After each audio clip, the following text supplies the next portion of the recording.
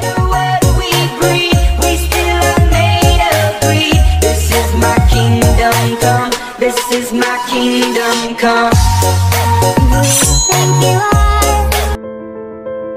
নদীর এই পারের মানুষ কয়ে ছাড়িয়া দীর্ঘশ্বাস, ওই পারের সকল সুখ আমার বিশ্বাস।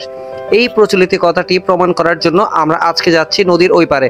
আর আমরা আজকে আনন্দবাজার থেকে নদীর ওই পারে যাব আর দেখার চেষ্টা করব ওখানকার মানুষের জীবনযাত্রা। সুপ্রিয় দর্শক, স্বাগতম জানাচ্ছি আপনাদেরকে নতুন আরেকটি ব্লগে। আজকের ব্লগে আমরা আপনাদেরকে সীতারামপুরের সৌন্দর্যগুলো দেখাবো আর আশা করব সম্পূর্ণ ভিডিওতে আমাদের সাথে থাকবেন আর দেখতে থাকবেন সীতারামের সম্পূর্ণ সৌন্দর্যগুলো।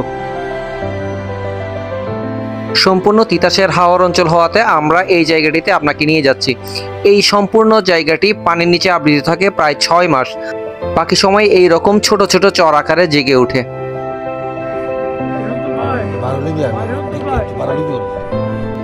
খোলা দিগন্ত, ফসলের মাঠ আর মাছের চাষ যদি দেখতে হয় তাহলে আপনাদেরকে যেতে হবে এই হাওর অঞ্চলে। অসংখ্য মানুষ এখানে যাচ্ছে।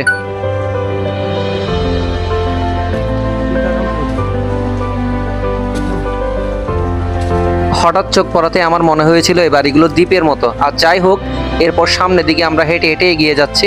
দর্শক দেখেন কত সুন্দর রাস্তা, উঁচু নিচু রাস্তা পার হয়ে আমরা যাচ্ছি সামনের দিকে। আর আমরা এখনই দেখা পেলাম সেই খামার বাড়িটির। এই হাওর অঞ্চলে প্রকৃতি যেন তার সম্পূর্ণ রূপ তুলে ধরেছে। দেখেন যে কতটা সুন্দর আর বিস্তৃত গাছপালার এই সুন্দর অংশটি।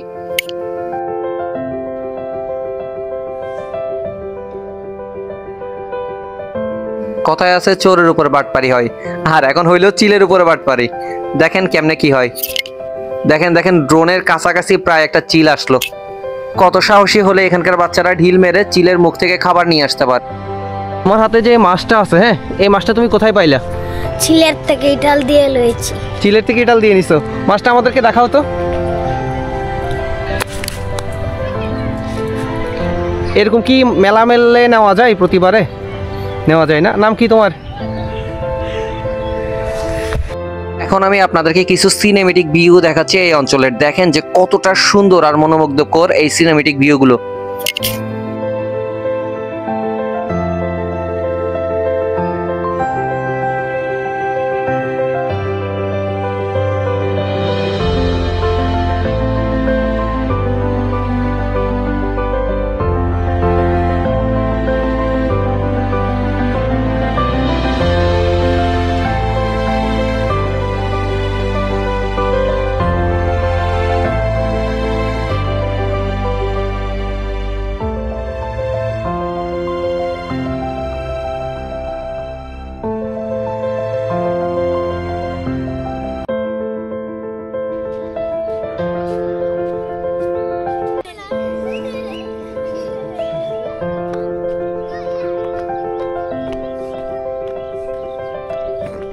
এখন আপনাদেরকে নিয়ে যাচ্ছে এই রোড ধরে অসম্ভব দুর্গম রাস্তা পার হয়ে আমরা সামনের দিকে যাচ্ছি।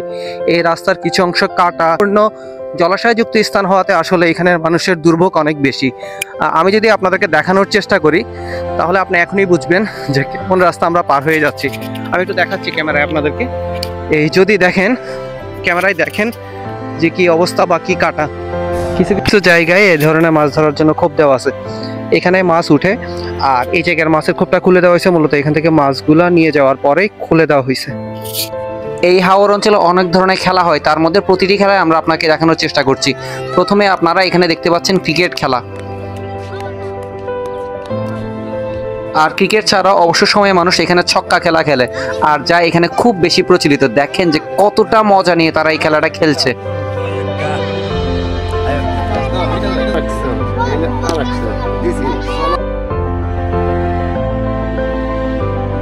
ছোট ছোট বাচ্চারা তাদের বিনোদনের জন্য ছোট ছোট ঘর বানায়, আর যেখানে তারা বিভিন্ন মুরগির বাচ্চা বা অন্যান্য প্রাণী রাখার চেষ্টা করে। মুরগির খামার। এখানে কয়টা মুরগি থাকতে পারবে? 20-30টা মুরগি থাকতে পারবে না? আর্থিকভাবে সচ্ছল হওয়ার জন্য এখানে পুরুষের পাশাপাশি মহিলারাও কাজ করে থাকে, আর তারা বিকালবেলা দোকান দিয়ে পরিবারের পাশে দাঁড়ায়।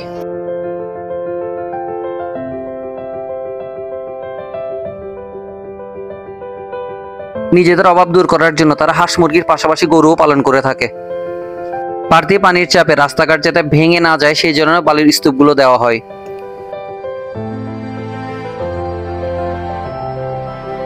প্রকৃতিকে ক্যামেরা বন্দি করে রাখার জন্য এখানে অনেক মানুষই আসে ছবি তুলতে।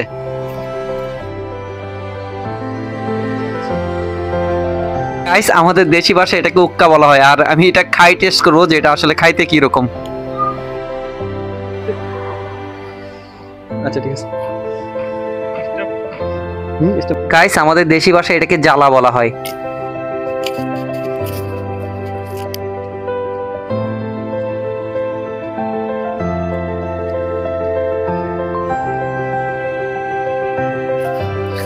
দর্শক, এই যে কাজটা দেখতেছেন এটা এতটাও সহজ না, করা যে কি কঠিন এটা আসলে মানে শীতের সন্ধ্যায় আমরা শীতের কাপড় ছাড়া এখানে হাঁটতেই পারতেছি না। উনি যে কত কষ্ট করে করতেছে।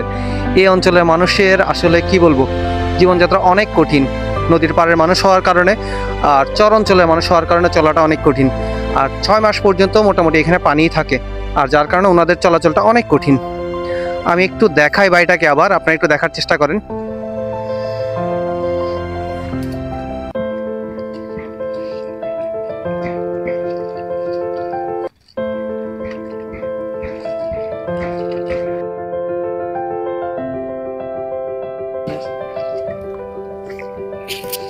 এই শীতের মধ্যে যে এত কষ্ট করতেছেন, আপনার কষ্ট লাগে না? কষ্ট তো লাগে। কষ্ট লাগে না? কতক্ষণ পর্যন্ত করতেছেন আজকে? এই সারাদিনই করতে হয়। সারাদিনই করতেছেন না? আর এইভাবে ঠান্ডা ঠান্ডা কোনো রোগ টোক হয় না? এটা তো শীতকাল। শীতকালে তো রোগ হয়। রোগ হয় না? এই জমিটা করতে কতদিন সময় লাগবে? 3 দিন লাগবে। 3 দিন লাগবে না? নাম কি আপনার? 3 দিন।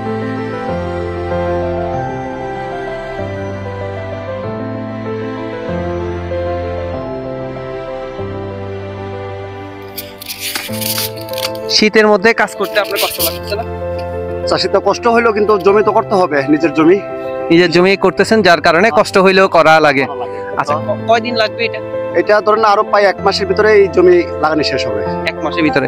এখানে কি পানি থাকে যখন বর্ষাকাল? বর্ষাকালে পানি থাকে। পানি থাকে না? পানি থাকে। আচ্ছা, আপনার নামটা? আমার নাম চন্দন। আচ্ছা চন্দন ভাই, আপনাকে ধন্যবাদ। ছবি তুললে সার্ভিস কুস্তা তো পাই না আমরা। সার্ভিস পান না? না, আমরা কাছ থেকে কোনো কিছু না কুস্তা পাই না আমরা। কিছুই পান না?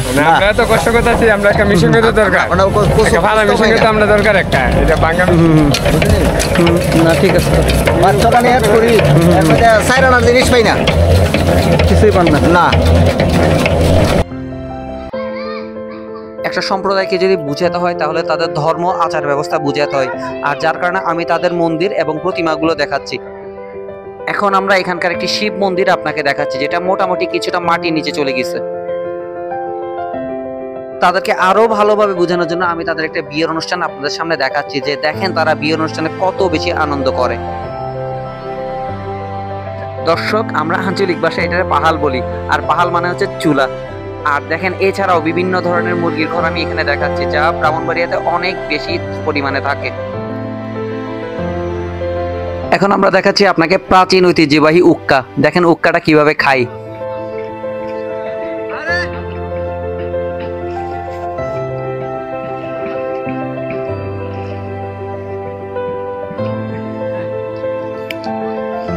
এই জিনিসগুলোর নাম কি এখন যেগুলো দিচ্ছেন? এগুলা তামুক। তামুক। যাই হোক, পুরাতন ঐতিহ্য আমি আপনাদের সামনে তুলে ধরলাম।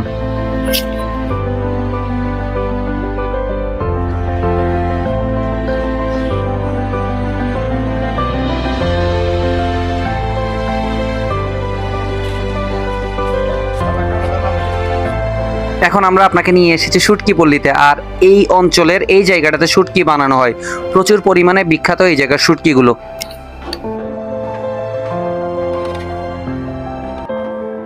আমরা এখন ফিরে যাব। দেখেন এই নৌকাটা আছে, এই নৌকাটার এখানে হচ্ছে নৌকাটা, আর ওই দূরে যে দেখতে পাচ্ছেন ওটা হচ্ছে লাইট জ্বলতেছে, ওখানে হচ্ছে তিতাস ওয়েব। আমরা ঠিক ওই পর্যন্ত নৌকার মাধ্যমে যাবেন।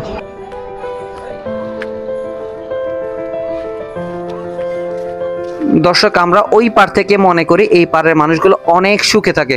আসলে আপনারা দেখলেন আমার এই ভিডিওতে তারা কতটা কষ্ট করে, আর সরকার এবং সাধারণ মানুষের উচিত তাদেরকে সাহায্য করা আর তাদের বিভিন্ন সুখ দুঃখে পাশে থাকা।